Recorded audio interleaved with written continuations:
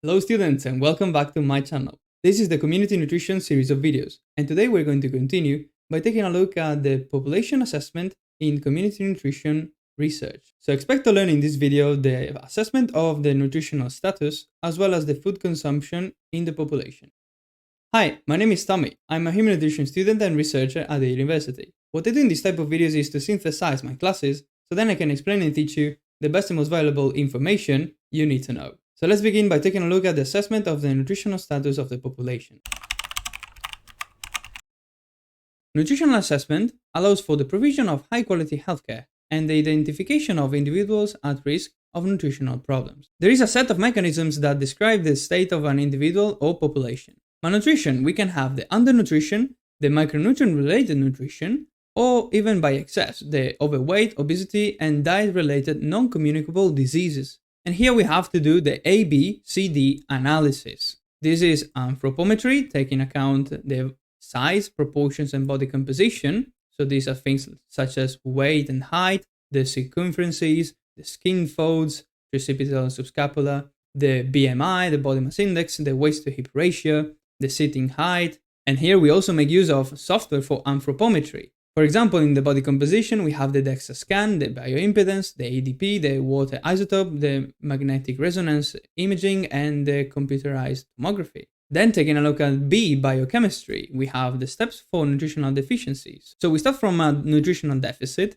then there is a depletion of the reserves stores, then a failure of homeostatic mechanisms because of that deficit, and then we have the altered responses. So here we have to take into account the hemogram for the anemia and the type of anemia, the iron profile because of that, also albumin and prealbumin, the lipid profile, so cholesterol and triglycerides, the diabetes mellitus, we have to take into account the glucose, of course, the hemoglobin A1C for the long-term glycemia in the last 3 months. The oral tolerated glucose test is also interesting, and the ratio between triglycerides and glucose index. Assessing the liver function markers, we have the liver enzymes. So these are the ALT, AST, also the alkaline phosphatase. But then we also take a look at the bilirubin. It's very important for the jaundice, the albumin, the prothrombin time, the activated partial thromboplastin time as well, and the gamma glutamyl transferase. For the kidneys, then we have the glomerular filtration rate,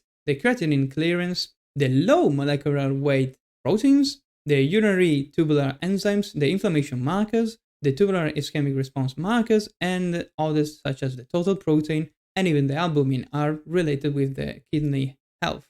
Then for the water requirements, we take a look at the blood, the urine, and also the saliva. And for the immunological indicators, we have the immunoglobulin concentration and the inflammatory markers. And in celiac disease, the steps are first the antibodies test, the inflammatory markers, the nutritional assessment, and as the last one, the biopsy. Then we have the C for clinical. This is detailed clinical history, a personal drugs history, family history as well, recent changes in habits, if any, socioeconomic and cultural aspects, and physical activity, which is assessed using questionnaires, pedometers, accelerometers, and even applications and wearable devices, such as smartwatches and smartbands. And then we have the D, dietary history. So here we have the 24-hour recall, the prospective record, so 3, 5, or 7 days ahead, the food frequency questionnaire, which is very interesting. And here we gather information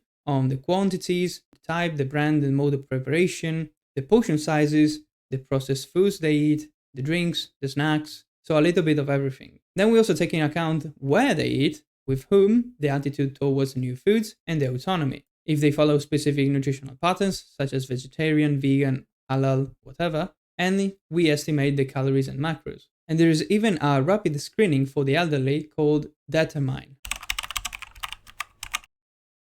Then moving on, we have the food surveys, so methods of food consumption assessment. The nutritional epidemiology assesses the diet's impact on population and informs the public health strategies. It describes diseases, food pathology relationship, the nutritional status, the food toxins, the dietary habits, and the intervention program effectiveness. So it's very important, the nutritional epidemiology. And here, the intake and risk factors for the obesity. It is linked with excessive calories, saturated fats, and sugars. The diabetes mellitus type 2 is linked with added sugars, refined carbs, and is prevented by a balanced diet rich in fiber, fruits, and vegetables. Cancer is linked with red meats, saturated fats, but antioxidants and fiber have a protective effect. Cardiovascular diseases, they are linked to saturated fats and sodium, and they are reduced by healthy fats and fiber. Hypertension is linked with high sodium and low potassium intake, and fruits and vegetables help maintain a healthy blood pressure.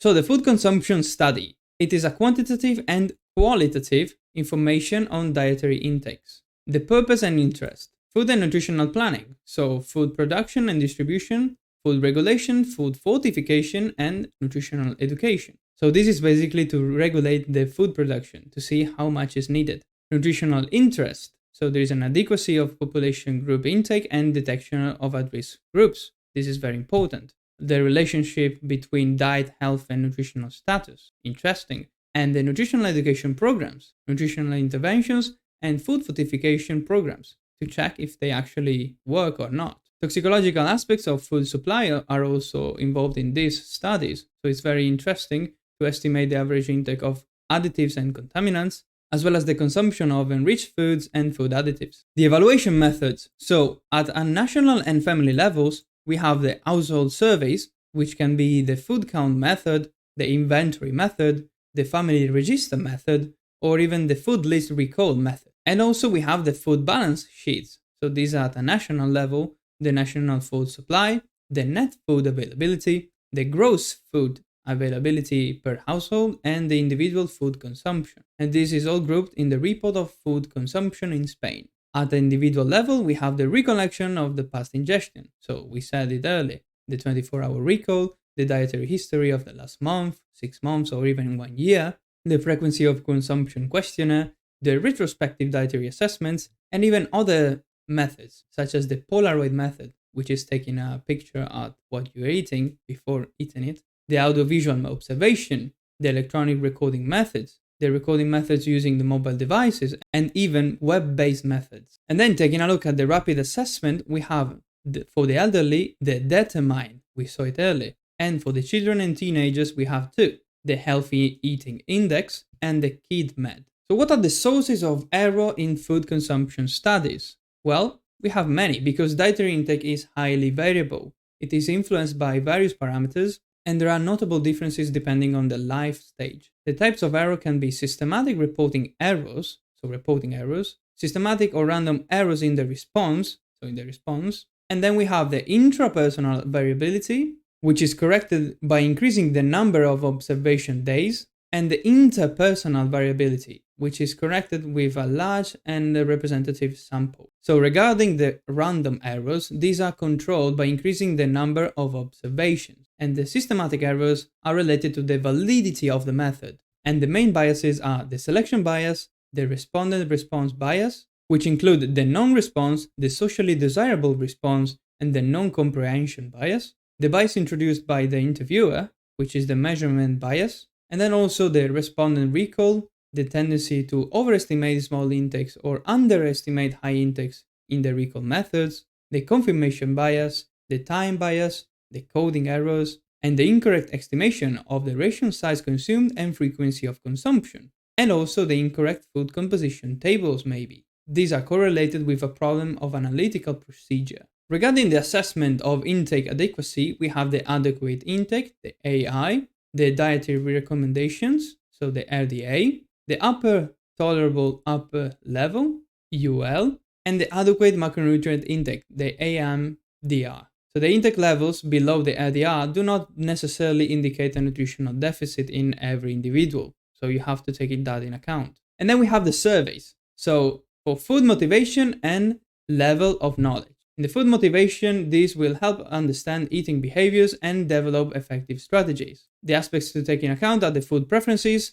the habits, the motivations of food choices, the emotions when eating, the social and cultural influences, the perception of health, and the motivation of change. Whereas in the level of knowledge, it is an indicator on possible errors and gaps in eating behavior. We have to use a multiple choice closed responded survey. And the stages of a population-based survey are the pre-operational period, the fieldwork, the post-operational period, the processing results, and the final report. And here we have to mention the ANIBES study. This was a study made here in Spain that combined the anthropometric assessment, the macronutrient and micronutrient intake data, the level of physical activity, and also the socioeconomic data of the population. So as you can see, a lot of variables are involved here. And this aimed to gather comprehensive data on the population. That's why this is one of the biggest studies that have been done here in Spain.